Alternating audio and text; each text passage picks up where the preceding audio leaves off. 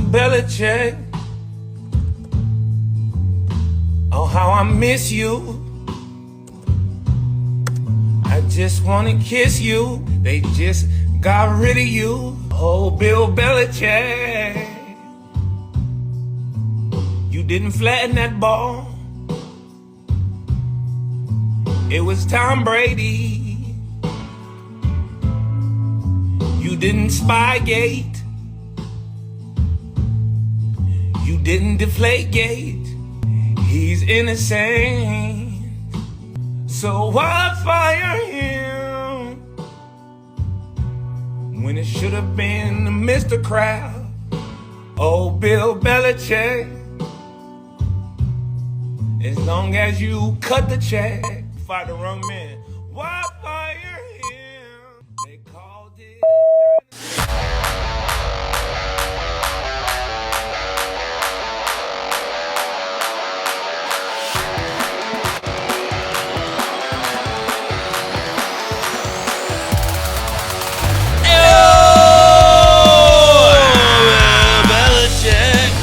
It was Tom Brady. Woo! And that was none other than Chandler Jones. Woo, Chandler! Just being the man of the people right there.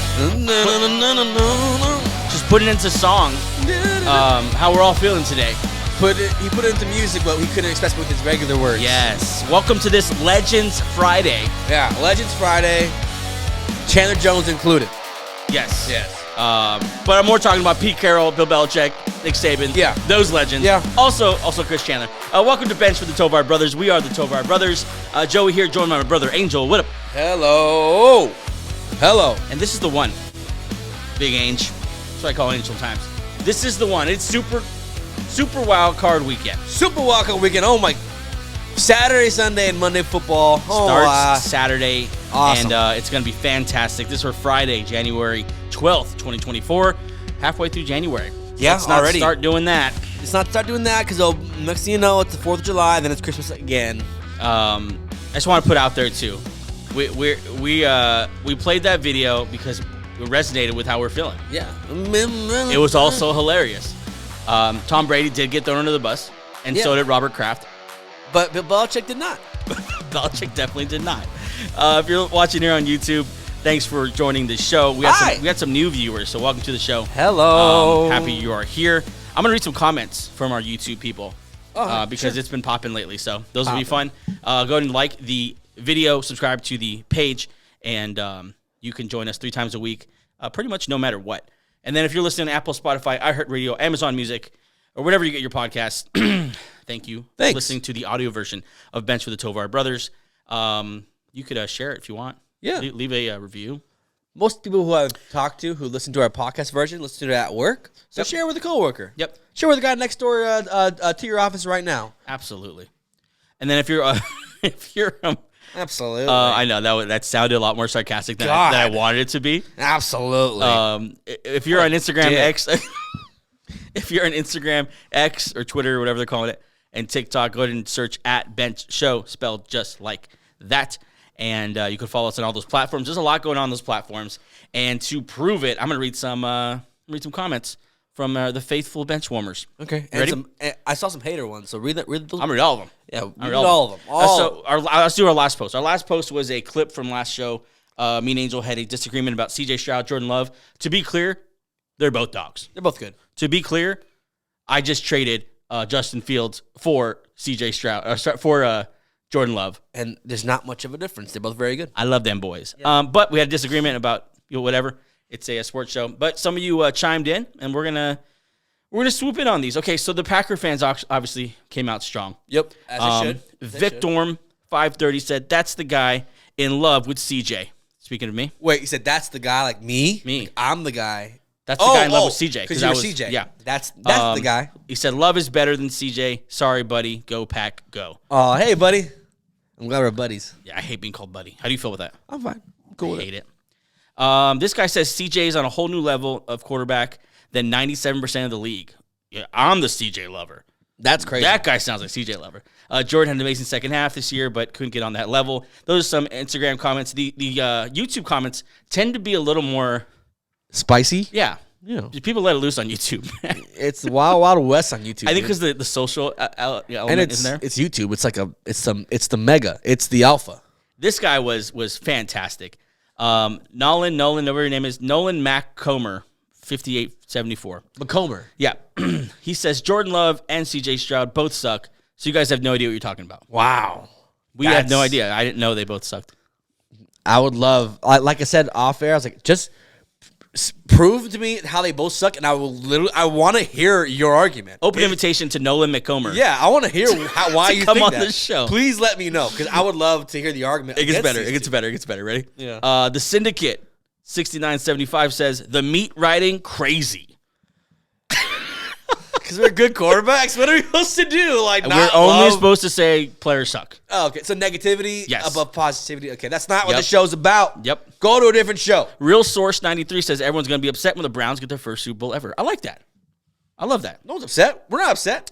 This is a good one, actually. This is regarding you had a top 5 a couple shows ago about in the playoffs, quarterbacks. He says, how about Purdy? Yeah, Purdy's good. And I think he could have had a spot on that list too. Could have. Like I think everyone deserved to be a spot. It's kind of just who your 5 are. Yeah. But I think if someone put him on their list, you would just be like, okay, yeah, like that. That's fair. That's fair. There's a lot of good quarterback plays. I don't mind Purdy on the list. Sure. Yeah. So we love you guys on YouTube. We love you guys on Instagram. We love any kind of involvement. We appreciate passion for the game we love. Yeah. Right. Positive, negative. Even though this is a very positive show, you guys might react negatively to our positive takes. But we don't really hate a lot of people. Yeah. I think someone on Instagram, I'm not going to go back to look at it, but someone on Instagram made the whole, you guys aren't athletes, so. Thanks a lot. you have nothing to say. Speak for yourself, dog. I played flag football in junior high. And you're the one following and us. tackle football in high school.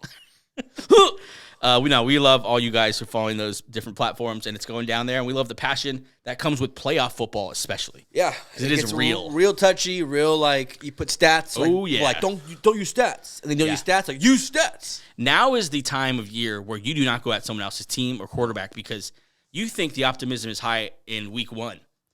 Optimism is high in the playoffs. Yeah. Every single team thinks they can win the Super Bowl. As they should. I guarantee. And they should. They made the big dance. Anyone can win it. You know what I'm saying? Like, and you do not want to be the one crapping on that dream. Go check Eli Manning's career and look how he did with not being a number 1 seed ever and was still able to win 2 championships. Very true. Okay, so moving on here. I want to get this real quick. The 2023 regular season viewership report came out. Okay. It's not news, but I wanted to kind of touch it real quick. 190 million people watched an NFL game this year. 190 million. How many people are on planet Earth? That's a great question. I think several billion. So a good percentage of that watch football. Oh, that's why our world's in a great place. We're in a great spot. That's pretty good, though. I mean, average viewers per game, just about 18 million. It's a lot of people betting on 18 million. Yeah, I'm here for it. Football is fun. Football is fun. Quote of the day. 93. Football is fun. Football is fun. 93 of 100 NFL games have ranked as the top shows on TV. So basically, last calendar year of the 100 top shows on TV, 93 of them. We miss you, Game of Thrones. Please come back. Yeah, we need some better network. Okay, I want you to real quick. This surprised me. The top most watched games this year. Number 1 was Washington versus Dallas. It was week 18. No, it was Thanksgiving. Yeah, and it's Dallas. But it's Dallas. Thanksgiving, yeah. Dallas. Packers, Lions, Dolphins, Cowboys, Eagles, Bills, Chiefs, Raiders. Yeah, Cowboys on there twice is no mistake. Cowboys fans come through. Yeah. And all that to say, I know you're watching Roger Goodell. Bill Belichick. Listen, we're coming. We're doing our part. Yeah, we're doing our part. Cut us a freaking break. We're helping the cause here. Yeah, cut us a break because now this Saturday I got to subscribe to Peacock to watch a game. Yep. So, which kind of sucks because I don't have Peacock. I got to ask someone for their account. Yep. Cut us a break, Roger. We're doing our part. You stupid piece of crap. Let's get to the news.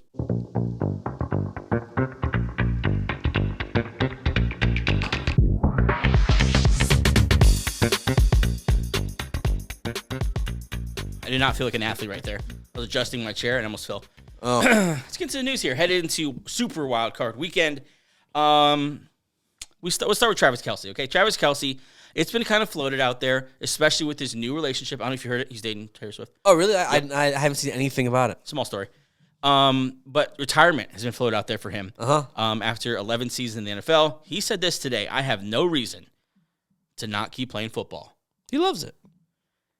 Maybe he thinks. Question real quick. You know how sensitive Taylor Swift is. You know Taylor. Yeah.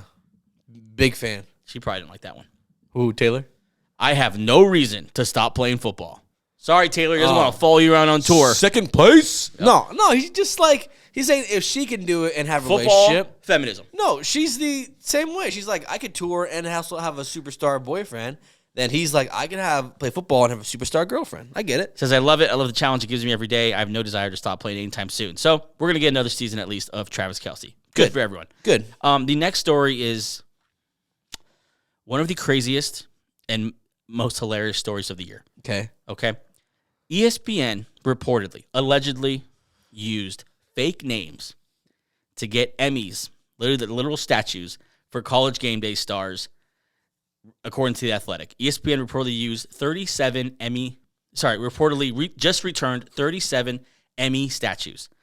The years won 2010, 11, 14, 15, 16, 17, 18.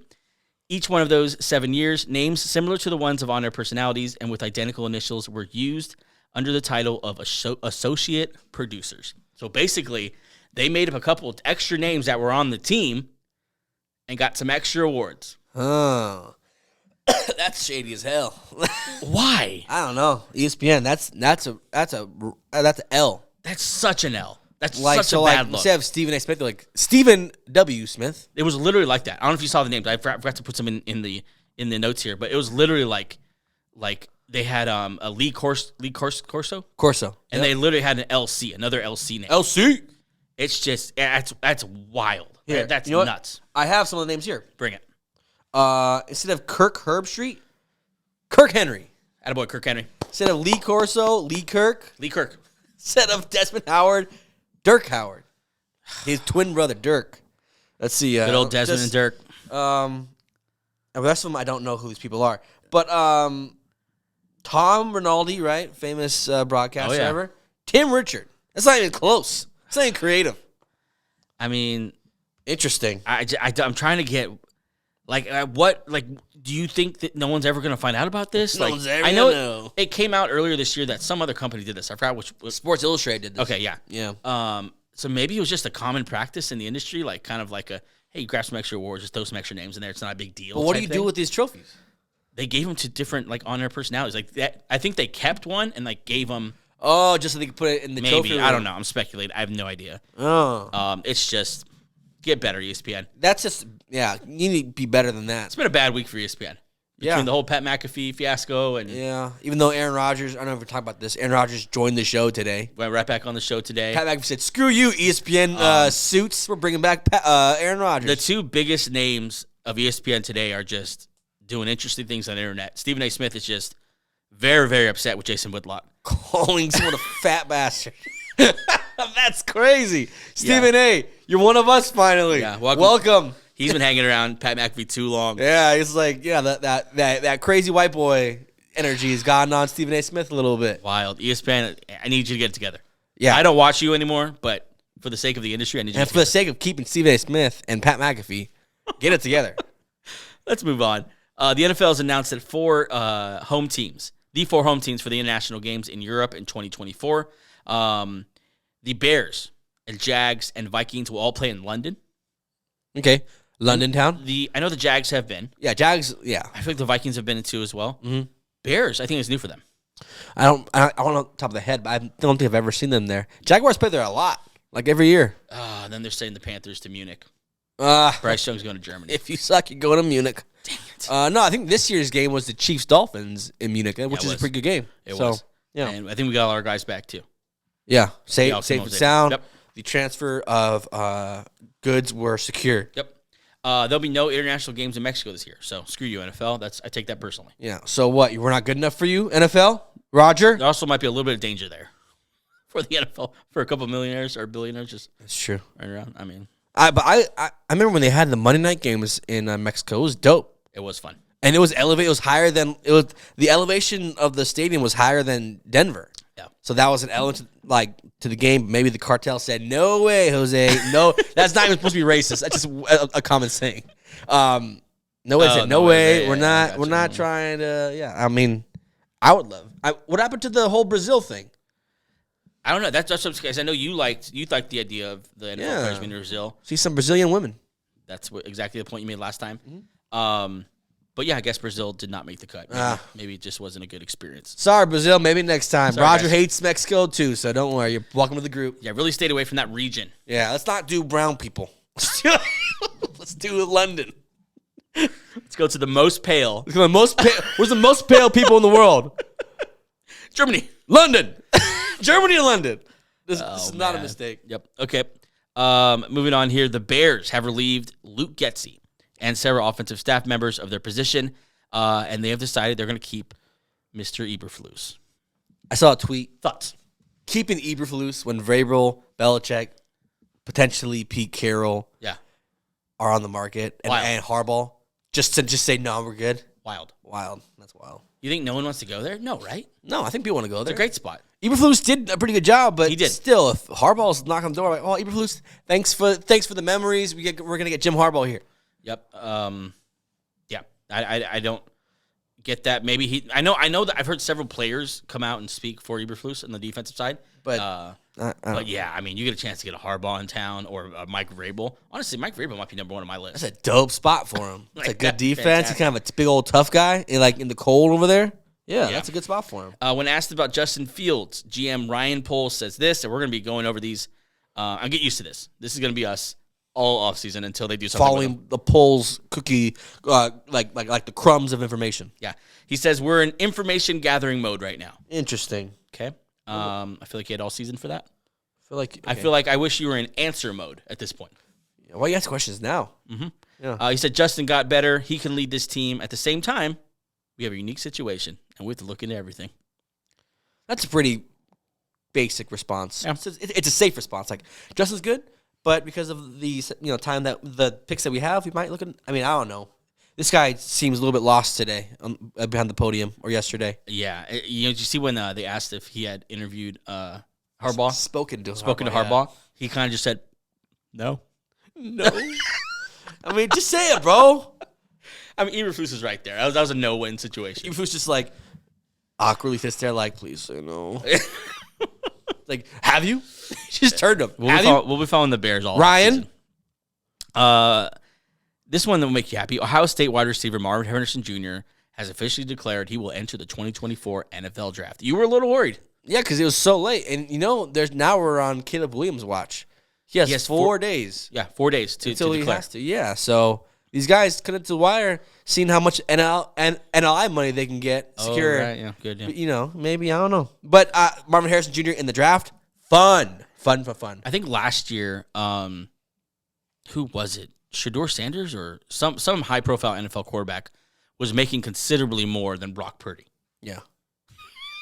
Yeah. The NIL, man, that's a game changer. That's a game. Like, if you're like, I could be a third rounder, I'll just stay in college. I'll get the same money and I'll have to. Or look at, I cannot try to pronounce his name, but Marvin Harrison on Ohio State had a fantastic wide receiver teammate. Yeah. He decided, stay. It's EE, I can't pronounce his name, but he decided to stay. Mm-hmm. He might say, listen, I'm going to get some money here, and next year, I could be the guy. Yeah. Yeah. So, NIL, game changer. Yeah. Okay, so that's all the little fringe news, and let's get to the major stuff here. Really quick, can I give you a fun fact? Give it. Okay, so 9 years ago today, I know we did that. Yeah. 9 years ago today, sorry, everyone. Des Bryant didn't catch it. Okay, the tweet said he caught it. He caught it in my eyes. The ref said But the ref said he didn't catch it. You know exactly what we're talking about. Packers, Cowboys, in Lambeau. 2 feet down, made a football move, ball crossed the line. He definitely caught it. Yeah, he caught it. Yeah. I don't like the Cowboys and Eagle fan. Des didn't always rub me the right way, but he definitely caught that ball. And even if I'm watching it right now, even if he sticks it, the question was he had the ball cross the plane and then it came out. If it came out, he recovered it clearly. So that was 9 years ago. Yeah. Here we are 9 years later, and we're still dealing with this. We still don't know what a catch is. We're still dealing with this. And that kind of felt like the start. Yeah. And, of the what is a catch? Yep. Yeah. And that Calvin Johnson one. Remember that? Yes. Where he caught the ball, put the ball on the ground, and then walked away from the ball, and they called it a no touchdown. This is a fun time. I tell you what, the refs need a strong playoff. They've had a rough season. Yeah, they need to bring their fastball, bring their A game. Homeboy, is he going to be in a on a crew. The guy who Homeboy. keeps messing up the games. No, he's not on Forgot the his playoff name. crew, right? You got kicked off, huh? Yeah. See ya, Brad Allen, right? Brad Allen. Wow, nice pull. Okay, let's move on to we're burying the lead here. The two biggest stories of the week, in the NFL at least, were the announcements that Pete Carroll will no longer be with the Seahawks as far as head coach, and Bill Belichick and the New England Patriots have amicably and mutually decided to part ways. It seemed like it. So where do you want to start? Start with Pete Carroll. Okay. Happened first. The Seahawks definitely announced this about, 30 minutes after we stopped filming. Just to screw with us. Yeah, just to screw with us. So we didn't get a chance to cover it in the last episode. But Pete Carroll out as the head coach there. There is a chance that he's back with the organization in an advisor role or something like that. Yeah. Although, if you heard his press conference, my guy wants to coach. Yeah, he still has the itch. Yeah, it's called ageism right here. Energy not lost. Yeah, no, on a broad scale, what a legacy he's left. I want to read you the accolades. Please do it. Pete Carroll's tenure as the head coach of the Seattle Seahawks. Now, let's give people a little bit of because we have a context here in LA, Pete Carroll. Yeah. Because Pete Carroll at one point led one of the greatest college football teams I've ever seen in my life. Yep. The USC, the Lendell White, Reggie Bush, Matt Leinart, those guys were dogs. Then he goes to the Seattle Seahawks 14 years ago, a Super Bowl champion. Yep. Russell Wilson. A A winning record in 11 of 14 seasons at head coach, 137 wins, a 60.6 win percentage, both highest in Seahawks franchise history, 10 playoff wins, which puts him at third among active head coaches, and a lot of quotes, a lot of awesome moments. Just the purest dude in the NFL. And brought us one of the best defenses of all time. Legion of Boom. In their prime, there was nothing like it. Yeah, Pete Carroll. I was listening to a podcast today. I forgot which one it was. I think it was The Ringer. And they were talking about Pete Carroll and his coaching philosophy because he coached in he coached in a very different way in that he had a clear, written out philosophy of coaching and how to treat people and how to treat coaches and how to treat players. And he calls it was an experiment, and it worked. Yep. And he was just a super genuine dude, wanted to reach guys where they're at, coach them in the way that worked best for them. Loved competition. And that's kind of cliche in the NFL sometimes. Like, oh, everyone loves competition. Like, no. Everything about this guy was how can we create competition? He had Competition Wednesdays, which was he was the first one to start that. First to make it popular. In the early days, those were wild. Those were like, if you don't do well, you're not starting for this team. Yeah. Yeah, they were crazy physical. And through that came one of the best defenses of all time. Yep. Through that spirit of competing and having fun with it. That defense was amazing. Pete Carroll has always... Sorry, go ahead. No, we just forget. Because it's been so long, how good that defense was. Yeah, Pete Carroll's always attracted some dogs. And he had some dogs. Always. Like, even now. Yeah. With Devin Witherspoon and Bobby Wagner going back there. And, like, he's always attracted... Even safety... Earl Thomas. Earl Thomas. Cam Chancellor. Just always, has always attracted those guys because of this philosophy of we're going to compete. Yep. We're going to compete in everything we do. Shout out to Pete Carroll. Yeah. 14 years of giving us fantastic coaching, sound bites, just a football guy. Yeah, football guy. And one of the happiest coaches I've ever seen in my life. Love it. I hope he gets back in the league somewhere in some team. He seemed like he didn't want to stop coaching. Seemed like, Pete, you're tired. I'm tired. Pete, you're tired. At the time of his retirement, I think he was the oldest coach in the NFL. He didn't seem like an old guy at all. Not at all. It's cool that they're keeping him in the building. It's kind of like a half firing. Yeah. Even though I like that. So there's a couple ways you could do it. You could do that way where like, hey, you're going to keep in the building. Bruce Arians did that. Mm-hmm. Or you could do what they did in New England. Hey, we've mutually decided. Yeah. And like all the respectful things, right? Yeah. Not the way they handled it with Arthur Blank. No. 1202. No. Here's our paperwork. See you, dude. We'll pack up your stuff for you. Don't worry. But no, Pete Carroll, man, we salute you, my friend. Yeah, dude. What? Hell of a run. He killed Super Bowl 53. If you want to see pure dominance, go watch that one. Blew out the in their prime Peyton Manning Broncos in the Super Bowl just dominantly. That's probably the highlight of his career. Is that game. Moving forward, it is widely rumored that Seattle will be interested in defensive coordinator Dan Quinn. Dan Quinn, the defensive coordinator of the Legion of Boom. Yawn. Quinn worked Seattle for 2 years, 2009, 2010, and then 2013, 2014.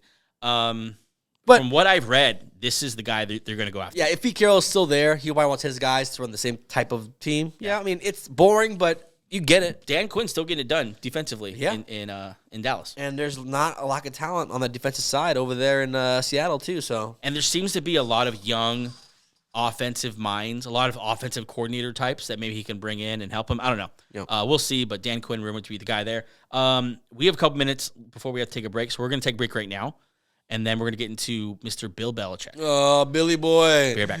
Belichick.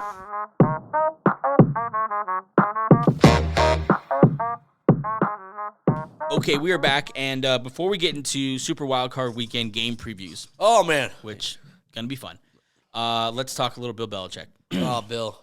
Bill Belichick and the New England Patriots this morning. We're recording this late Thursday night. It was said that he is expected to part ways after 24 seasons together, ending a unmatched run in NFL history that included 6 Super Bowl titles, according to @MacRice. Bill Belichick out in New England. Oh, him and Pete Carroll going back to back like this is crazy. But Pete Carroll, one of the better coaches. Belichick, the best coach. Yes. Which is, it's crazy that back to back. Belichick, football, from the 2000s, you can't describe football without Bill Belichick. Oh no. Like he's so ingrained in the fabric of football now. Mm-hmm. He's created the Patriot way and the coach tree that hasn't worked out because they're not him.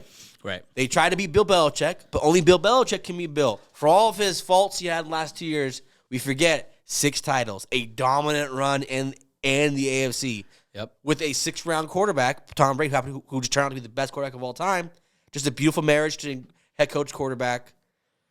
As a Bronco fan and as a AFC guy fan who had to go against him, you just dreaded the days when Belichick, you had to go to Gillette Stadium, Belichick in the hoodie, those weird cutoff sleeves. Yeah, did you see the coach of the Celtics wearing the cutoff sleeves today? So paid homage.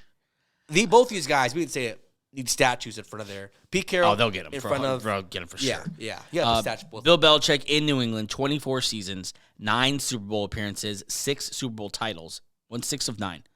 Like, go back and look at those records in Super Bowl, and you'll see how amazing that is. In the regular season, went 266 and 120, so an amazing win percentage there. And then the postseason went 30 and 12.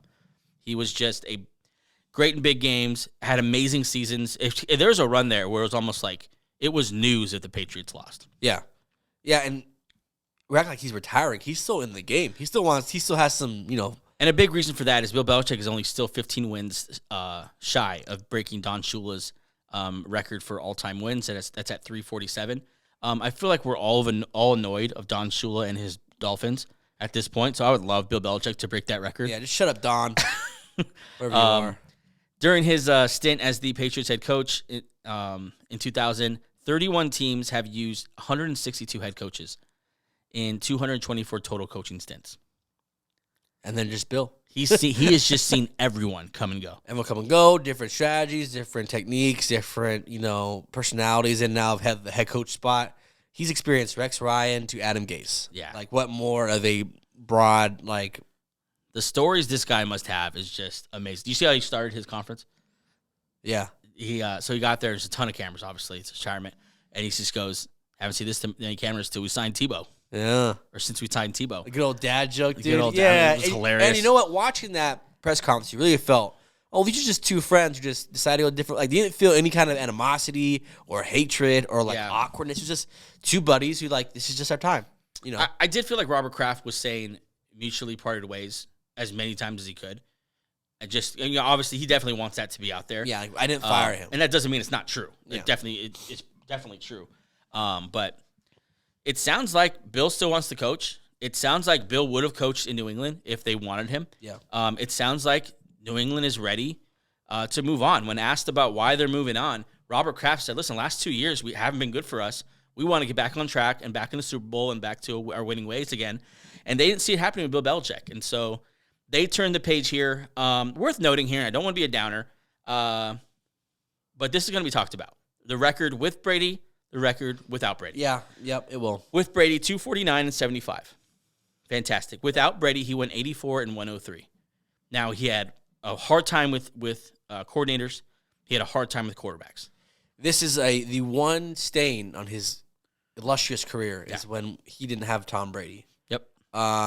Spoiler alert, if any team doesn't have Tom Brady, they're not going to be as good. Baker Mayfield has something to say about that. Just kidding. As good. Yeah. No, but I'm kidding. this will be – he needs to have that Brady run that Brady did after New England, where he goes to a team and brings a championship and he gets everyone to shut the hell up. Okay, so let's assume he is in the NFL next year. Where do you want to see him go to get that record, to be a player in the postseason again? Where do you want to see Belichick? We've talked about it, and I think he'd be a good fit. Chicago Bears. Ooh. You have that defense. You have those think about pieces. That's a kind of a tough guy city. Him and Vrabel. Either or, like but that. Belichick there. Yeah. You already have offensive weapons. You don't really need. You have Komet. You have DJ Moore. You have Justin Fields. If you're up for it, Bill.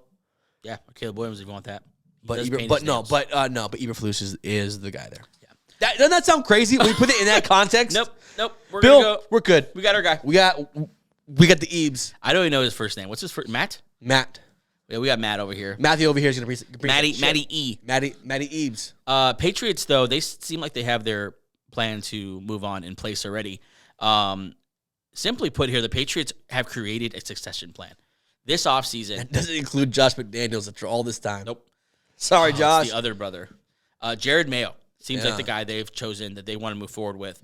Apparently this offseason, they kind of put this thing in place with the league already so that they didn't have to go through the whole bells and whistles of the hiring process that is the NFL. They could just go straight to their guy because I guess there's something in the PA that you can do that. And they've assigned Jared Mayo as that guy. Most likely here we're looking at the next head coach of the New England Patriots. I'm just going to say this. A black head coach in New England is fantastic. That's awesome. And now we know who's daddy's favorite. Not Jared Josh. Mayo. It was Josh Daniels. It wasn't any of the offensive coordinators that they've been ran through there. Well, because Josh kept leaving daddy. And Bill Bryan kept yelling at people. Yeah, no, it can't be Bill Bryan. And Romeo Crennel and all those guys, they just aged out. No, they didn't wait long enough. And all these guys who, whatever. You have the Floreses. You have, all these guys who were good young coaches, good young coordinators, just didn't wait long enough. Nope. Jared Mayo, last man standing, daddy's favorite. Congrats, Jared. You got the Patriots. We just saw, we're seeing D'Amico Ryans, succeed. Ex-linebacker, straight into a head coaching job. Goes into the place where he was the most successful. Yep. Yeah, why not? He's a legend there, so maybe Jared Mayo comes back. He's a Patriots legend, was there for a very long time. Has been on staff there for a very long time. Also, it's not like he's interviewed for head coach spots before. It's not like some random guy he went there for a reason. Now we know the reason. He was told last offseason that you will be the head coach. Yeah, I would have stayed too. I would have stayed too. So that's the news for today. But farewell, Bill. Farewell, Pete. And we're not a college show, but farewell, Nick Saban. Nick Saban. If there was a flip side to the Belichick, it'd be Saban. And they're buddies, apparently. And I saw this tweet, and I agree with it. They should start a podcast. I saw that two too. old men podcast or two men, old guys by a pond podcast to talk about football memories and I'm for it. And during election too, yeah. We need some content from Nick Saban and Belichick talking about the X's and O's to Taylor Swift and Travis Kelce. We need that content. No, yesterday. but honestly, a podcast of them just sharing stories would be like, whoa. I would listen. Just share your. You have the Bama heritage, legacy, all the players that have gone through there, and then you have the Belichick. Not legacy. to mention, we're just talking about their head coaching careers. These guys had full careers before they got to their places of. They also coached together with the Browns. That's what I'm saying. They were assistants for a long time. They're assistants together. There's video of them together. They would have amazing stories to tell. Yeah. I'm down for that podcast. Yeah, that needs to happen. But Bill Belichick first wants to break the all-time coaches win record. And then do it. Yeah. Priorities in order. Yep. Okay, so that is the news going into Super Wildcard Weekend. Let's get now to a preview of every single game this weekend starting on Saturday.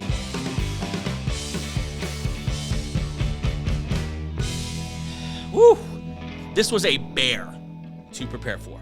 This was a beast. A lion. This was a large bite. Yeah. But let's get it started here, and it's all going to start on 4:30 Eastern, 1:30 Pacific with the Browns and Texans. Saturday, daytime football. on NBC. Yeah, the debut of the electric quarterback himself, C.J. Stroud, versus the wily old veteran, Joe Flacco. Yep. You love to see the storylines of playoff games. Oh, and yeah. these two have such a great story at quarterback. Such a great. When Flacco won his Super Bowl with the Ravens, C.J. Stroud was 9 years old. Sorry, no, he was in 6th grade. So there's, So at recess, just slinging it about. when they meet at the center of the field to say hi, they have nothing to talk about. Like, hi, sir, son, Mr. Flacco. Mr. Flacco, son. Yeah, let's get into first here. So as far as injuries here going into it, the Browns are getting healthy. I didn't know this, but they're not quite back yet. The main name I was looking at all week was Grant Delpit. Yep. All-Pro, or at least an All-Pro type safety. Very good. He's not going to make it back. They did activate him from IR, but did not make him active for this game, so he won't play. Other things to keep an eye on, Denzel Ward kind of had a weird injury during the week, during practice, to where he hasn't practiced, and that's someone they definitely are going to need. Yeah. Like, he's one of the best in the NFL. Cornerback for the Browns. Yeah, he's part of that defense that plays mainly man to man. Yeah. He's I'm sorry, zone. This secondary is the reason kind of why they could do what they want in the front seven because they're so elite. Yep. Denzel Ward obviously leading the pack of superstars that do not get talked about. That are not on any All-Pro teams for some reason, even though they're all crazy. They're all amazing. Yeah. It's a tailor-made defensive roster for Jim Schwartz, and he knows how to use these guys. And the more weapons he has in that secondary, like Angel said, the more multiple he could be up front. Yeah. And so very important to see Denzel Ward play. If they move on here, they get Grant Delpit back, Denzel Ward back to full strength. You're not throwing on these guys. At this point, the offense is what it is now. It's just whatever you can. If you can get this defense back to 100% for the playoffs, that's how you win a Super Bowl. Yeah, and right now they got to, at this point in his career, Flacco is a gunslinger. Yeah. But he's taking care of the ball.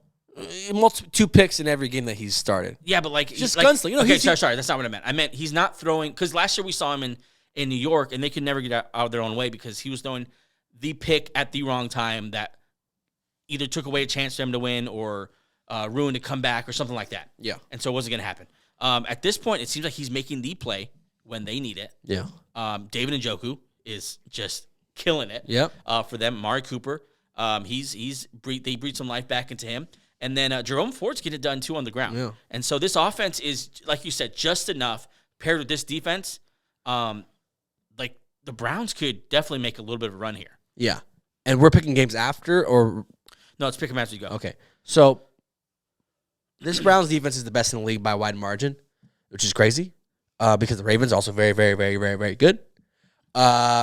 This is the toughest defense Stroud has ever played in his career. Number 1 against the pass. Literally the toughest. We will see how good Stroud can be against this kind of defense. This reminds me of, not the same at all. Again, I mentioned the Broncos. When Tebow went against the Steelers, who were the same thing, kind of not the quarterbacks at all. Tebow and Stroud, not the same quarterbacks. But you didn't How know. dare you? But you I didn't. know what you mean. But you didn't know what they were against this kind of defense. Right. Stroud, you don't know what he is against the best of the best. This is the best of the best right now. Yep. If Stroud wins this game, in Cleveland, right? It's in Cleveland. Yep. Oh my God, the amount. No, I'm sorry. No, this isn't. It's in Houston. Oh yeah, no, won the division. It's in It's in Houston. If Houston's getting a home playoff game. If he wins this game, the amount of hype and love that's gonna be on CJ Stroud's ass the rest of his career is gonna be nuts. Yep. Because every time he plays, it's electric. Everyone loves it. And we're gonna go straight back to Homeboy on YouTube and be like, "Hey, explain yourself." Explain yourself now. No, CJ Stroud, if he wins this game, insane. If Flacco wins this game, his Hall of Fame career resume continues. I feel like the Browns should feel like they should win this game. Yeah, this should be it's our responsibility to win. It's ours to lose, basically. The pressure's on the Browns. Yeah, absolutely. CJ Stroud this year has been playing free and easy, just constantly coming at you. Missed a handful of games, still threw for over 4,000 yards, 23 touchdowns, just 5 interceptions through 15 games. So taking care of the ball, which is interesting against his Browns defense because they are known for forcing turnovers. He's giving you a little bit on the ground. And then it's unfortunate that he won't have Tank Dell. Yeah. But he will get Noah Brown, and he will get Robert Woods back to join Nico Collins. And Schultz. And Schultz, yes. He hasn't gotten much on the ground. So It's going to be interesting because it's strength against strength. They're going to need to throw the ball to move this offense because I can't see Singletary and Pierce doing it for them. They're going to need to throw the ball. Yeah. And it's going to be the Browns' number one strength, their pass defense against C.J. Stroud, and I'm here for it. Yeah, Stroud's 55% versus man and 68% versus zones, and they're going to go against the Browns who play the most man. So it's literally what Stroud's the least good at against what the Browns are best at. Okay, let's pick it. Browns. You changed it. Huh? You changed it. Yeah. You changed it. Did you just talk yourself out of it right now? I did. I'm not going to change it. I got Browns because I believe in the old adage, defense wins championships. Yeah. Texans defense, a little bit up and down. It's not really much about the Browns defense. It's more about the Texans defense and if they can do enough to slow down, this patchworky, whatever offense of the Browns. Yeah, I have the Browns in a close game, but I'll take Cleveland here away. I'm going to go with C.J. Stroud. I'm going to go with DeMeco Ryans. I'm going to go with these guys on defense, and I just think they're going to play. They're going to be a home game in Houston in the playoffs. The atmosphere is going to be crazy. C.J. Stroud, he's played in big games his whole life, and I think walking in, I think he's just going to own it. I think he's going to do what he's always done all year, to the Browns defense. And we'll see. And we will see. And I think he's going to do it. I think he's going to get it done. For our betting fans out there, I think they do cover. The spread is Browns favored by 2.5. Browns favored by 2.5. I'll take them. Okay, moving on here. The second game on Saturday night at 5 Pacific is the Chiefs hosting the Dolphins. Obviously, you have Mahomes, you have Tua, you have Tyreek back in Kansas City. You have stars all over the field. But so far, the biggest storyline, the weather. Mother Nature shows her nasty little head again. The current forecast is for wind chills to be negative 30 degrees. Good Lord. I didn't know it was like that in America. Kansas City bringing its A game. Like, what is this? Does this happen in Kansas City on a regular basis? Why would you live there? This is Jesus. negative 30 for Negative teams 30. that kind of like to throw the ball a lot. Yeah. Yikes. Only 2 other games in NFL history would have a colder wind chill. That's the Chargers-Packers in 1967 with Mr. Lombardi. And then the Chargers-Bengals in 82. Those wind chills are crazy. Negative 59, negative 48. And those guys even have like what we have. They just wore like Dickie shorts and Dickie's pants. Okay, so it's gonna be very cold. It's gonna be very, very cold. Who does that favor? Chiefs, because Dolphins are 0-10 in their last games with weather under 40 degrees. Great stat. They're bad in the snow, in the cold. Which makes sense because they're playing most of their games in Miami. On top of that, we don't really trust them. I called them frauds. Yeah. You don't really like them. I don't believe they win this game. I think this is a very low-scoring game with the Chiefs doing enough to win. It's not impressive on either side. I think the Chiefs when you give Andy Reid and Mahomes a team like this who's like not confident in what they do, this is the games that they've historically won. Yeah, I mean, Andy Reid, Kelsey, Mahomes in the playoffs in this kind of game, you just trust they're going to get it done. Not to mention, they're the far more healthy team. Yeah. Miami's pretty banged up. As far as this is pretty funny. The Chiefs have a couple of injuries, but pretty much all their starters are going to play. All the guys they really rely on are going to play. Kadarius Toney's hurt, and then when asked about his role in the game plan, Andy Reid said limited. Limited. Very limited. He's Whether limited. he's healthy or not. No, not his health. Andy, his role limited. Limited. Very limited. I know what I said. Yeah. Sheesh. Please don't put the hands of this game in those hands. No.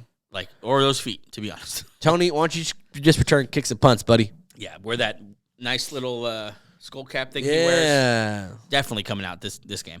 As far as the Dolphins, though, man, they are Tough. Oh, my God, tough. Okay, let's start here. Deshaun Elliott and Javon Holland, their safeties, both questionable. Both have not practiced all week. Javon Holland said he's optimistic he'll play, but hasn't practiced all week, has a knee injury. They have a number of limited players, including Raheem Mostert, who scored 18 touchdowns on the ground this year. Very important. Jalen Waddle, who kind of is always hurt with an ankle. Tyreek Hill is supposed to be playing. He will play. But now he has 2 injuries. Yes. Ankle and quad. Ankle and quad. Yeah.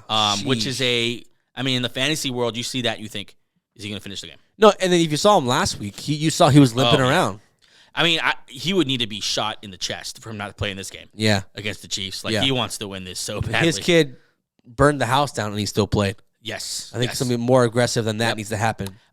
Someone who is on the limited list, but I think could be, if the Dolphins could get it done, could be the guy to do it, is Devin Achane. Did I say it right? Yeah. Oh, thank you. First time all year. Devin Achane, he's been so freaking electric.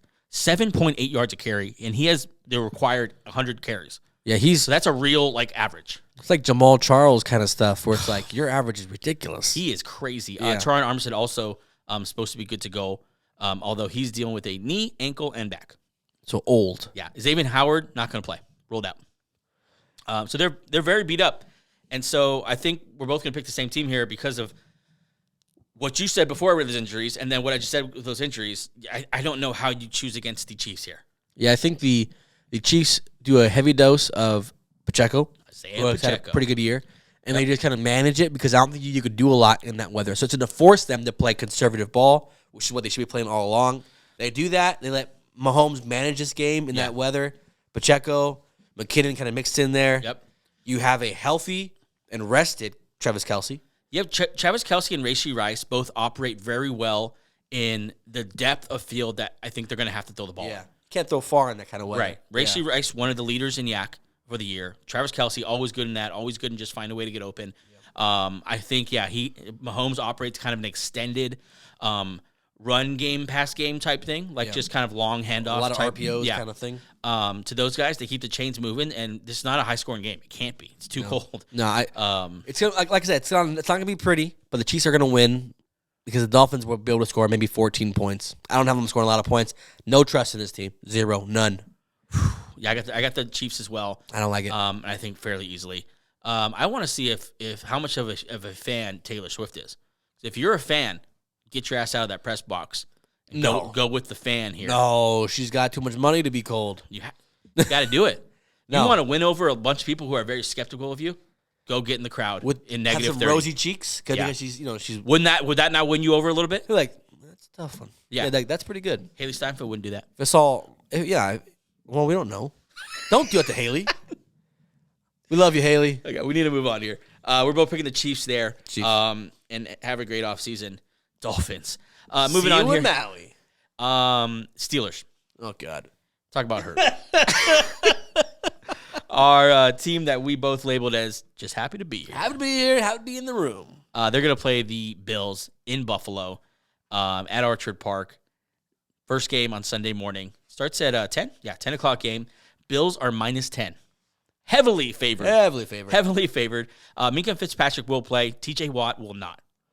And big down TJ Watt. They're 1-10 with games played without TJ Watt. Kenny Pickett also not there. Not that he's a great quarterback, but because he's not playing, Mason Rudolph will take the field for the Steelers. Shiny red nose. Yeah. You try to, as we were prepping for this game, you try to prepare like a positive spin. The only way they win this game is if they keep that run game going. Yeah. Najee Harris and TJ and Jalen Warren have been phenomenal running the ball. Mainly Najee Harris. Keep the Bills off the field. You have to do that. Yeah.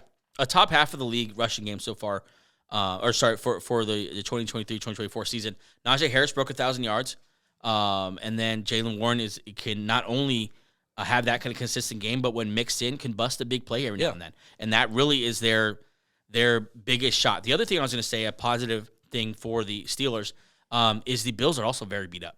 Yeah. As far as the Thursday practice report, the DNPs are Gabe Davis, Rasul Douglas, Leonard Floyd, Von Miller, and Taylor Rapp. All DNPs on the Thursday with a Sunday game. Some of those will play. 3 of those are full-time starters, and the other ones are rotational pieces that are big for that team. Yeah, so that could possibly be an open door for the Steelers, but there's a reason here we're both in on the Bills. I think Josh Allen deserves to be in the MVP. I don't think he should win, but I think he needs to be in the MVP talk. Threw for 4,300 yards, fourth in the NFL, 29 touchdowns. Also ran for 15 touchdowns. Yeah. Ran for 15 touchdowns. And also, he said it's gonna be cold. He's 8-1 in the last 2 years. He's made for it. In under 40. He's just a kid who loves to play in the snow, dude. Yeah, he's excited about it. This is gonna be a Josh Allen debut. Welcome into the playoffs party. Sorry, Pittsburgh. It's tough when your best player is hurt. So if you lose this game, no one's gonna blame you. No. Like, you got You do there, need a new quarterback, but no one's going to blame you. but because your best player's out. Yeah. And, like, not everyone can overcome that. And if you do, it'll be a fantastic storyline. Yep. We will praise you, but it's going to be tough. Run the ball, and then run it some more, and then after that, run it another time. And that really should be both teams' game plan, really. The Bills, sometimes Josh Allen, his turnovers are caused because he needs to do everything. I don't think this is one of those games. No. You shouldn't. James Cook should have 20 carries this game. Let James cook. That's very well put. Yeah. He rushed over 1,000 yards this year, fourth in the NFL, 2 touchdowns, also almost 500 yards receiving, 4 touchdowns there. So let him be the focal point of this offense like he was against the Cowboys. The Cowboys. Another big game. They leaned on James Cook, and I think it's another game to lean on James Cook, if for nothing else than to cut down on the chances of Josh Allen turning over the ball and keeping a Steelers team in the game that shouldn't be in the game. Yeah. But we both have the Bills. Yeah, both have the Bills. Stephon Diggs, did you imagine he went over 1,000 yards? Yeah, I've just felt like I haven't heard of him all year. Yeah, good. Diggs probably hates that stat. That's not over like 1,500 yards, but they've spread the ball well. And James Cook, the emergence of James Cook, and in this offense has led to more balanced offensive attacks. He should be happy that he doesn't have to carry the load like he used to. Yep, I got the Bills. You got the Bills. Let's move on here. But before we do, actually, let's take a quick break, and then we have 3 more games to go over, and we'll wrap it up and get into this Super Wild Card game.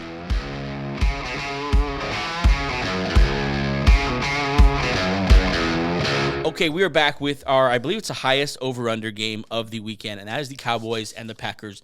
Dak Prescott, Jordan Love. Here we go. Over under at 50.5 points. Oh, yeah. A playoff shootout that doesn't have Aaron Rodgers. Packers fans elated. Yeah, you couldn't be more happy that here you are in the playoffs, number one. You got a guy who you're obviously very excited about, and you should be. Yep. And you're not in the playoffs as just happy to be here. Like, you could win this game. Yeah. 100%. Yeah, you could. Let's get into it here. Dak has led one of the best offenses in the NFL, one of the best offenses he's ever had in his career. 3rd in passing yards, 14th in rushing yards, number 1 in points scored. This offense, no doubt, is a juggernaut. Contract year 2 for him, too. So that's going to, he's just played, he's played very well. Threw 4,500 yards, 36 touchdowns, just 9 interceptions. CeeDee Lamb, a monster. Yeah, he's hit. We're gonna start recognizing. We're the first show to recognize CeeDee Lamb as good or more, even as good or whatever. I'm wording this terribly. As good or even better. There it is. Than Tyreek Hill. Oh, he's phenomenal. Oh wow, He's hot take. He's very good. The I stats agree. back it up. He proved it. Something interesting with that point is Jair Alexander, which is the cornerback for the Packers, who they rely on heavily. He's a stud. He had a weird injury this week. He stepped on someone's foot in practice, rolled his ankle, hasn't practiced since. Yeah, that's just a freak injury. Gosh, status uncertain. You know who you wish you had right now? Maybe Rasul Douglas. Yeah, at the time they were Guntakus. Son of a. But we hope he plays. I'd love to see Jair versus Stephon Diggs, CeeDee Lamb. Yeah. But if he doesn't, huge loss. Huge loss. Eric Stokes.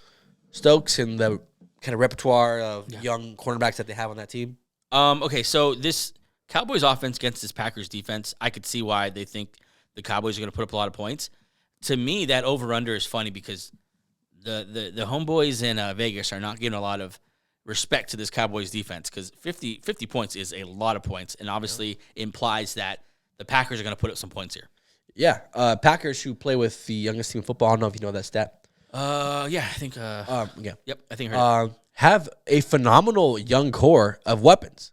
Yeah. Aaron Jones obviously is probably the old head, even though he's not that old. For sure. And he's a terrible hairline.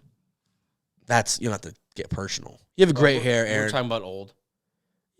Okay, he's my age, so chill. We're the same age. That's fair. But yeah, this Packers team who kind of figured out that throughout the year, or into the year, Christian Watson and Dobbs, they're our best guys. They're not your best guys. Nope.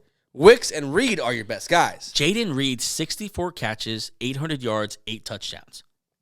Did he do that? He's just been good all year. He's had the quietest rookie season from wideout, because usually wideouts get praised if you have any kind of good year. No one really notices how Reed's tore it up this year. Yeah, he'll be the one there, probably matched up with Stephon Gilmore. So we'll see how he fares. But this whole offense is Jordan Love, and what can he do with it? Jordan Love threw for 4,000 yards this year, 32 touchdowns. That was second in the NFL. Also ran the ball decently here, 4 touchdowns rushing. This is going to be really the next test for, is this guy real? Is he the real deal? The next test to winning the Packers fans' hearts. Yeah, it's kind of the same as we thought about, as like when we said about CJ Stroud. Like, we'll really see if he could play against this team. Right. This is a very good Cowboys defense playing against a Packers offense who are very young, a ton of rookie wideouts, rookie tight ends, young offensive line. This is a huge test, and if he comes out of this test winning, a lot of these haters should really just do a little, quiet down there, buddy. I'm proud of you for not cursing there. Go sit in the corner. No, because, like, it's hard. Jordan Love's finding it hard to gain fans right now because no one really believes it. Outside of Green Bay. Yeah. Yeah. So if you do it in the primetime playoff game when everyone's watching. Against the Cowboys? People will start believing. Yeah. Because people watch Cowboy games. Because Cowboys are, like I said earlier, one of the biggest draws, if not the biggest draw in football. Right. In American sports even. So if he could do it against the Cowboys, there should be very little doubt if he can do it or not. If he's the guy or not. Let's talk injuries and then let's pick this game. Okay. As far as the Cowboys, pretty healthy, but a couple guys to watch on the offensive line, although I'm seeing now it's just for rest, so maybe not. Zach Martin, Tyron Smith, the only people who didn't practice Thursday, both listed as rest, so they're pretty much going to go in at full strength. Of course, not counting the season-long injuries they've suffered. Green Bay Packers, they have a list of injuries. I didn't know they're this beat up. Yeah. As far as DNPs on Thursday, J.R. Alexander, like we said, Elton Jenkins, Elgin, phenomenal, underrated lineman. just does everything for him. Everything. He's played every position at an elite level. Rated 88 in Madden. Love this guy. Should we start getting their Madden ratings? No, we should not. in game previews. No. There's a lot of limited too that we'll kind of see, but their injury report is about 3 times as long as the Cowboys. So, hopefully they get their as full strength as they can, because I want to see what this young team can do going on the road in the playoffs. Mainly Jordan Love. They love each other. I mean, overall, I'm the youngest team in the league. Oh. I want to see what they. Also, Matt LaFleur is fighting to get rid of the stigma that you're only good because of Aaron Rodgers. Oh, and if you don't believe me, look at the end of last week's game when he ran into the arms of Jordan Love. No, he needs to get talked about more. This whole team needs to get a little bit more love, because what they're doing, minus their guy who everyone said, oh, that you're only good because of him, Aaron Rodgers, they're in the playoffs. And let me tell you something. This offseason, Gutekunst, I know it's not your thing, but if there's a offseason to add some win-now talent, this is it. Young team, you can afford it. You're not paying Loving. You're not paying your wild team. You're not paying tight end. Your secondary and your defense is the cost of them getting a little expensive. Yeah. But you have money, though, for sure. Yeah. Okay, let's pick this game. Who you got? Cowboys, Packers. I'll take Dallas because they're 8-0 at home this season. Jerry World, I'm taking Dallas. What do you know? Mr. Jordan Love himself. Look. This is a mature choice. I live with I'm going Dallas. Dallas at home, I'll take Dallas. Maybe it's the Eagle fan in me. Maybe it's the fact that this is a very Cowboys game to lose. I'm going Green Bay. Look, it's going to be a good one. This might be the most exciting game of the weekend. In that argument we're having 2 days ago, 3 days ago, whatever it was, one of the points we did make is that this young thing could be very bad. It also could be the worst nightmare for the Cowboys. They're going we have nothing to lose. Yeah. Bunch of kids. Yeah. This is great. We're the playoffs. We're back next year. They have all these guys who they paid and who are legacy players. Pressure is 100% on the Cowboys. Yeah, it's none on the Packers. Yeah, Packers barely got into the playoffs. Just going there happy to get happy to get the little playoff checks. I like these young quarterbacks, CJ Stroud and Jordan Love. I liked them in these first games. I think they are playing with the house money. You picked them both. Yep, and I think they've been so tested this year and so put through the ringer, both of these guys, and more so Jordan Love. Everything he's been doing in his career. I think this is a career-defining moment up to this point for Jordan Love. Yeah. I think he knocks off the Packers in the first round. I got the Packers. Yep. Okay, moving on here to the Rams and Lions. And if you're looking for storylines, this is it. This is the game for Holy hell. This game's going to be at 5 o'clock on Sunday, so the Sunday night game. in Detroit. And, of course, the main thing is Matt Stafford going back to the place where he became a legend on a losing team. Very hard to do. When they went 0-16 or 0-7, whatever that record was, and he was the savior, and he came there, and he was the beacon of hope for years. He had a very good offense with him there. Him and Megatron obviously built a nice career and bond there. Then he leaves. He goes to LA Rams. He wins a chip. Yep. Now the prodigal son returns home. Yep. To a different style Detroit Lions. This is not the team he left. No. First, I want to point out that Matthew Stafford being on the Lions during all those terrible, terrible, terrible years and still having the respect of every single peer, every single fan, just tells you how good this guy is. Yeah. Like, he was on a terrible team, and no one ever doubted him. Yeah. It was never his fault. And he proved that when he went to L.A. He went there and won a chip. I mean, it was because at the time, the Lions were not what they are now. Yeah. They weren't a established powerhouse team. They were just trying to find who they were, trying to shake the stigma of we always suck, we're a bad team all the time, always, right. to now they're a very good team. And powerhouse is the right word there. I'm going to read some rankings in a little bit to show how much of a powerhouse they are. But let's look at the flip side here of this storyline, and that is Jared Goff. The forgotten part of that trade. Jared Goff has had just a crazy career if you think about it. Traded for Carson Wentz, right? Not Carson Wentz, but the picks. The plethora of picks, yeah. Plethora of picks, yeah. Then goes to a Super Bowl with McVay and the Rams. 2 years later, he's traded away. And at that point, it was almost like a throw-in. When the trade was reported, it was, hey, they got these picks and they sent him Jordan Love too. Oh, not Jordan. Sorry. They got these picks and they sent him Jared Goff as well. And like he was kind of sent there no offense, you're sent there to just die. He really was. Just go there, your contract will play out, and you just move on. This is just. It was a very old folks' home scenario. Yeah, like, hey, just go kick around Detroit for a little bit. They have like a rookie, Amon-Ra St. Brown. It's not gonna be very good. Yeah. Just go there. He's like, whatever. And here we are with the Lions, second in passing in the league, fifth in rushing, fifth overall as far as offense, with a juggernaut. I'll use the word you used, a juggernaut offense, a true juggernaut offense. 1,500 yards from Amon-Ra St. Brown. Combined, Montgomery and Gibbs rush over or around 2,000 yards. Yeah. They can beat you in so many different ways, and they don't even have that much depth at receiver yet. No, it's just Amon-Ra and like kind of what they can get from Jameson, what they can get from all these guys who just kind of are like pieces, like they fit a role. Yeah. They have Amon-Ra, who's like the alpha. If there is another major passing option on that team, it's rookie tight end Sam Laporta. But asterisk. Yeah, he hurt his knee last week. We all thought it was like rehab all summer type thing. We saw it and we all didn't want to say it. Like, let's wait for the tweet. Yeah. But thank God it wasn't. He's going to try to play. Good for this kid.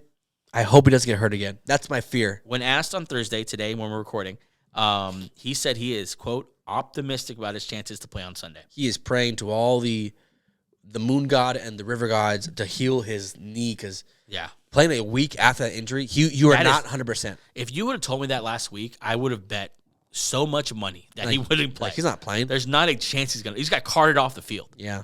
I mean, and also I hope that he doesn't ruin his longevity in the, career-wise because you're a young tight end on a team that should be good for a while. Yeah. Don't think this is your whole career happens on Sunday. He's going to play if he can. If he can walk, he's going to play. They're also going to get Frank Ragnow back. Yeah. Who's very important on the offensive line. An offensive line that already is good. One of the most underrated centers in football, even though he's a very good center. Yep. Yeah. As far as injuries, that's really it for them. TJ is back. Chauncey Gardner-Johnson. We love the rookie Brian Branch. Yep. I think they're still a little questionable at cornerback. Yeah. We saw that last week with CeeDee Lamb just torching, what's his name? Cam Sutton. Yeah.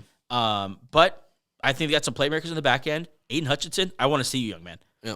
If you are the top pick that you're supposed to be, this is the game they picked you for. Yeah, go ask another Bronco. Go ask how high you can get popularity-wise after a Super Bowl, after a Von Miller Super Bowl. See how high and how good and how respected how much money you can make. How much money you can make, how much respect, how much all-pros you can make if you show out in the playoffs. I want to see it because I have not been – I'm impressed with him. He's good, but I want to see it. Are you like a Josh Allen? A Crosby. Are you that guy? Or are you just a pretty good one? Because if you're not that guy for this defense, then they missed on the pick. Yeah. because that's the guy they need this game. Yeah. And so we'll see on that end. As far as the Rams go, a couple of injuries on the offensive line, or one injury, Joe Noteboom, who's played a lot for them. Yeah. And then on defense, Troy Reeder, the linebacker, and Jordan Fuller, the defensive back. They're all DNP Wednesday and Thursday. They need Noteboom back. He's a big part of the offensive Is he a line. guard or center? He's a tackle. The tackle for which side? Left tackle. He's a left tackle for He's them? the left tackle. Jeez. Yeah. I don't know any of these Rams players because they're all brand new. No, Noteboom's been there for a while. But Was he on the Super Bowl team? Yeah, this offense runs. Yeah, it is. Yeah, he was. I thought old. No, he was on the team. Though. He wasn't. Oh, okay. Yeah. He was a backup. He's been there for a while. This offense though runs through the superstar wideout, not named Cooper Kupp, which is crazy to say. Yeah. The best wideout on this team isn't even Cooper Kupp. It's Puka Nacua. Puka Nacua, Kyron Williams, Matthew Stafford, and Cooper Kupp make it so hard to know who your heart is cheering for in this game because you just love all those guys. Because you have Stafford, who we talked about earlier, who was like the guy who played for bad teams his whole career, then won one. Yeah. Puka Nacua is the nice guy that no one took seriously. I want him to be my friend so badly. Like me and Puka going. We're both in LA. I wonder what the chances are we can meet him. Just kind of be boys. Yeah, just be homies. We all got the hair. Yeah, we got the long hair. Cooper Kupp, obviously everyone's favorite white boy receiver. I mean, Cooper Kupp is your number 2 in the playoffs. It has to be such a good feeling for Sean McVay. And then Kyron Williams, a backup until this year, and prove that he's balling right now too. He's one of the better. He's playing as one of the better running backs in football, right behind Christian McCaffrey. We talk about go ahead. As far as efficiency, and as far as production, he's right behind Christian McCaffrey. We talk about Nacua and Cooper Kupp and Matthew Stafford. This team changed when Kyron Williams came back off injury. Yeah. That's when they went on a run. That's when they looked at their best. I think they have lost 1 or maybe 2 games when all these guys play it. So you were arguing last episode that this is a dark horse Super Bowl team. Yeah. When healthy. Yeah. And the closer I look at them, the closer I think you might be right. Like offensively, they can 100% hang with this high-powered Lions offense. Yeah. Defensively, they're very young. Yep. Do you have any faith that this defense could hold up? This is where I have a little bit of worry or pause. Yeah. Okay, they are 17th in yards per carry, averaging 4.2 yards. Like the defense gives up pretty good average. Yeah. And they're 11th in touchdowns allowed. What the Lions do very well, they run the ball very, very well. 20th against the pass. So it's going to be a lot of, can they create turnovers? Can they get Goff to throw a turnover? Can they get one of these wideouts or rookies, Gibbs or whatever to make a mistake? This is the part of the Rams, playoff, hopes that I just don't like. Is that defense a little bit suspect at times, and they're going against what we said is a very good offense. What's proven to be a very good Lions offense, and they're good at running the ball. Rams aren't good at stopping the ball. That's where they kind of worry me just a little bit. So I was looking for the rookie pass rusher's name. I think he's a D tackle actually though. I think it's Byron Young, if I want to say right. And I was looking for like positive stats on their pass rush, and the first thing that came up is not a very positive stat. Of the 10 lowest pass rush win rates in the NFL as far as edge rotations. So they're edge rotation players. They're second to last. Yeah. Not getting any pressure with their edges. It's going to be up to Byron Young, Aaron Donald to get in the face of Goff, and hopefully try to disrupt this passing game. Yeah, that's the one area. But all that being said, and how much we love the Lions, I'm picking the Rams. I got the Rams, baby. I have the Rams. I love this team. I think they're just going to will their way. By some way, they're going to win this game.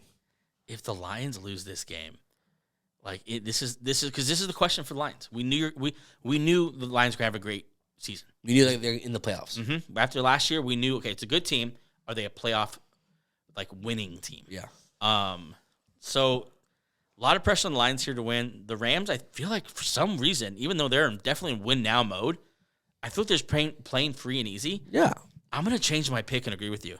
I'm going with the Rams on the road. I'm going with Matthew Stafford back in Detroit. I kind of gave the Lions an edge here because I feel like Jared Goff is legitimately pissed off and might go scorched earth here. Yeah. But you just got to trust Matt Stafford. I trust Stafford. I trust McVay, who have done it before. Yeah. And maybe Cooper Kupp finally shows his head and he becomes what he was in the playoffs. And they have 2 elite receivers who are good all across the field. Yeah.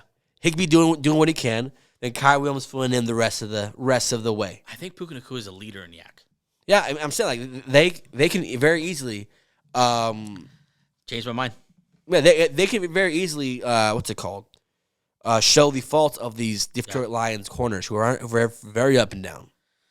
All right, yeah, we're both going Rams. Changed my mind there. Okay, my whole bracket, need to redo it. Okay, the last game, and we'll end the show with this. The Buccaneers hosting the Philadelphia Eagles, the 6th seed, that is. The 6th seed. 6th seed Eagles. 5th seed? 6th seed. 5th seed. 5th seed. Philadelphia Eagles, because the Bucs are the 4th seed. On Monday night, going to Tampa Bay. There's supposed to be heavy rain. So right to what we're thinking right now. It is Florida. Heavy rain. Side note here, I saw a beat writer for the Eagles today say, why doesn't every team have a dome? Are you for that, or do you like the elements? I like the elements. Right? But I get, like, why do they have a dome? Just get a dome. That's why everyone's playing at their best ball. Yeah. But obviously, you got to overcome the storylines of overcoming the rain and the snow, whatever. But, yeah. Okay, let's talk injuries real quick, kind of set the stage. There's a lot to get into with these two teams because it's very surprising that both these two teams are in this position going to the playoffs. These two teams are not teams that anyone's picking, or very many people are picking to win a Super Bowl. Yeah. This is, I think, but most people would say they're down on both these teams, really, as far as coming into the playoffs. But, we'll see. Baker Mayfield's hurt. He did not practice on Thursday. When asked about it, Todd Bowles said, hopefully we'll see him tomorrow. I would have loved for him to get a practice in today. Yeah, he's just kind of trying to protect himself. Look, Todd Bowles can say what he wants. I think a veteran quarterback now that Mayfield is, he knows what he needs to, how much practice he needs to get in to be game ready. I think he'll be fine. I think he Todd, plays too. Shut up. You do not like Todd Bowles. No, I don't. Like Tristan Wirfs did not practice. Is injured. Has an illness. Illness. Okay, that's a big deal though. He's one of the elite left tackles in the game. Yeah. Other than that, they're pretty healthy. As far as for the Eagles, AJ Brown has not practiced this week. No one's really talking about this yet.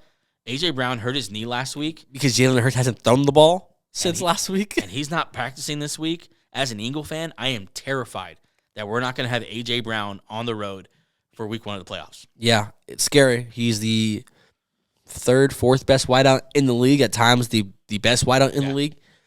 Difference maker, leader for this team. If he's not out there, it's going to be a different type of offense. When the Eagles' offense is right, usually A.J. Brown's having a big A.J. Brown game. has a huge game. He just ran for a 50-yard touchdown. Yep. Yeah. Reed Blankenship, not going to play. Sidney Brown, their backup to Reed Blankenship, out for the season after last week, tore his ACL. Yeah. Rookie safety there. So they're banged up in a secondary that has been really, really bad. Eagles 31st against the pass. Bad news. The Bucs are 17th in pass, and honestly, it feels like if you give them an opening, Baker Mayfield, Mike Evans, Chris Godwin, I feel like they're going to throw the ball really well, and the Eagles have to score if they have any chance here. Yeah, my key to the Eagles winning is to get that defensive line going and get some kind of resemblance to what they were last year. This year, they're not the same. Their leading sack is Hassan Reddick with 11 sacks on the season. And he's pretty much disappeared the last couple of weeks. And the next highest is 6.5 sacks, and that's Jalen Carter. Yeah, I mean, this is why a lot of people point to the coaching. Last year, they were first in the NFL in sacks. This year, I believe they're either, what'd you say, last or next to last, something like that. They've been really bad at pressuring the quarterback. They're 24th in sack rate they're not good because for whatever reason they don't have the same juice they had last. Maybe age, maybe whatever, coordinators maybe, but Reddick isn't the same. They seem to have put blinders on when Jalen Carter is out there. He's by far their best interior lineman, but when he's out there, it's limited, and then they take him right out. Right. I don't understand that. Yeah, they stay with that rotation, and maybe they should just be leaving their best They players just put your in. best guys out there. Okay, so Baker Mayfield threw 4,000 yards this year, 28 touchdowns, kind of a career revival, just 10 interceptions. Rashad White, quietly, unless you play fantasy, had a really solid year. For sure. Almost 1,000 yards. He caught 64 catches. It's a lot. There's some teams, their number one receiver caught 64 catches. Yeah. Broncos, maybe? Huge, yeah. Yeah. Mike Evans, 1,200 yards. Chris Godwin, over 1,000 yards. Those two guys can just kill you all the way down the field. Against the Eagles cornerbacks, that's just bad news. These teams have played this year. Eagles beat the Bucs 25-11. That feels like That was forever ago. Different team. Different teams. Absolutely. In that game, though, they got to Baker Mayfield. They sacked him twice, picked him off once.